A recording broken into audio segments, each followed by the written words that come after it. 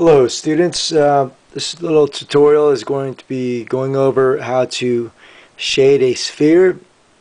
So we're going to transform this circle shape into a type of illusion of form to make it look three-dimensional. We'll start with a circle. We have a circle here and we have a horizon line that's resting under.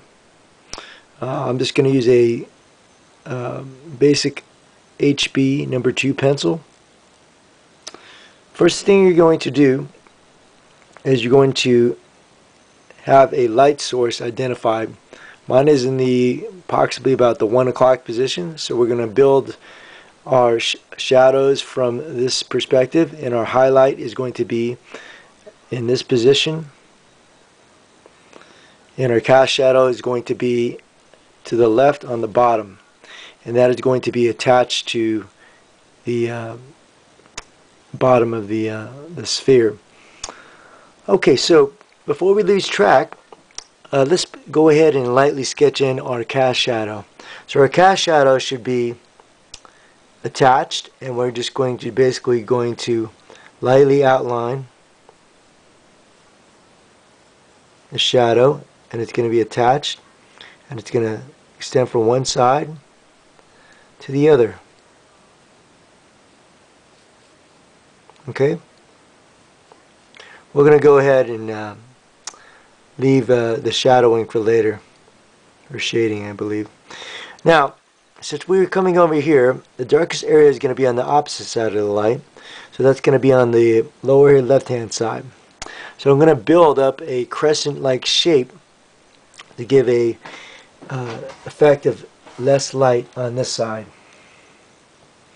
I'm going to use the tip of my pencil first, and I'm going to go in a rotational type of motion, because your wrist rotates. I'm going to leave a little bit light white area near the edge, because that's going to show the reflected light, because when light hits the surface, which was say there's a table there, a little bit of light is going to bounce out toward the edge. So we're going to leave that light a little bit light area around the bottom edge. Okay. Remember, in general, we can always go darker, but if we go too dark, it's hard to go lighter unless we erase, which is okay, but we'll try to do this without erasing too much. Now I have a basic half shaded area. I'm going to go back, and I'm going to use the side of my pencil and try to get a mid-tone following the same way. I'm going to go in semicircular motions and follow the direction of that crescent moon. Okay? I'm not going to go past, I'm still going to leave that little bit white edge. I'm going to go extend a little bit more. And I'm going to go less pressure, so I'm going to eventually go lighter towards the middle. I'm going to go and keep going in oval type circular motions. Okay, and I'm letting less pressure and less pressure off as I get away from the bottom. And here's at the point I'm going in a almost like a crescent shape, and I'm going to leave the middle part unshaded.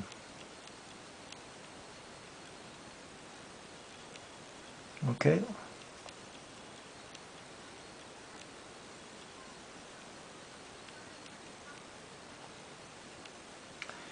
I'd like to make the edge a little bit deeper, so I'm going to go back, and remember this grip, it's the shading grip.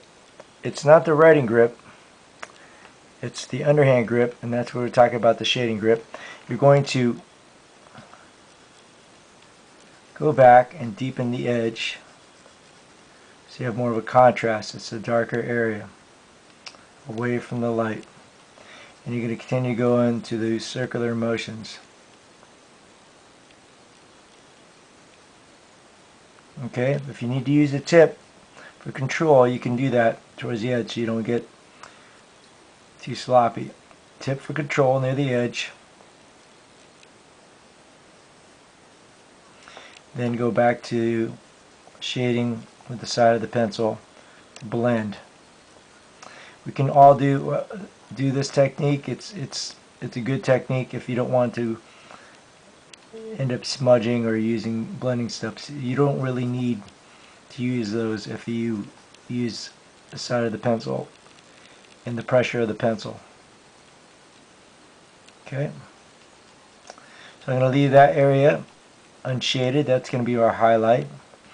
Since we pretty much got that completed, we're going to go down to the cast shadow. Add a little bit to the edge. It's not completely white. Now we're going to go down to the cast shadow and fill that in. The cast shadow is always attached, so we're going to go down there and use the side of our pencil, and we're going to put good pressure on there so we get a deep dark value, and we're going to be careful not to shade past our reflective area around the bottom of the spear. Okay, extend it. Alright, our shadow might be a little bit long, so I'm going to go and trim it up with an eraser. Okay, so now we have this. Now we're going to fine tune a little bit, which is normal.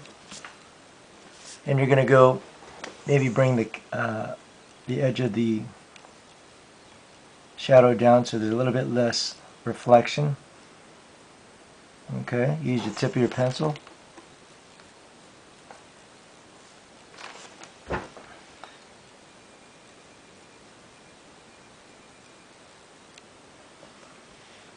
There we go. We have a shaded sphere now. It went from a circle to a shaded sphere. Any finishing touches you would like to do, and you pretty much have a finished sphere. Okay, and make sure your pencil is always sharp with the tips, so you have a tip and you can use the side of the pencil. Good luck.